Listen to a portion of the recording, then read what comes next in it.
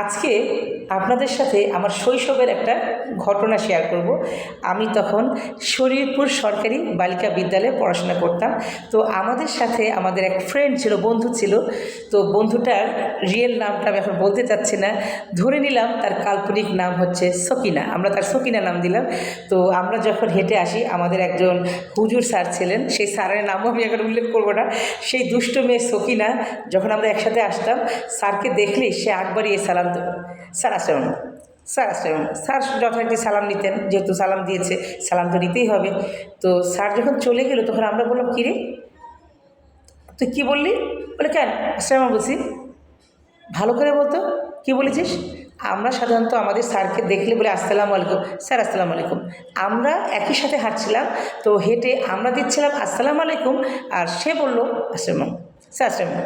Sir সেটাই বিশ্বাস করেছে, স্যার ভেবেছে স্যারকে সালাম দিয়েছে। আসলে সে কিন্তু সালাম দেয়নি, সে কী দিয়েছে জানেন? আপনারাই বলুন, যদি বলতে পারে পুরস্কার আছে।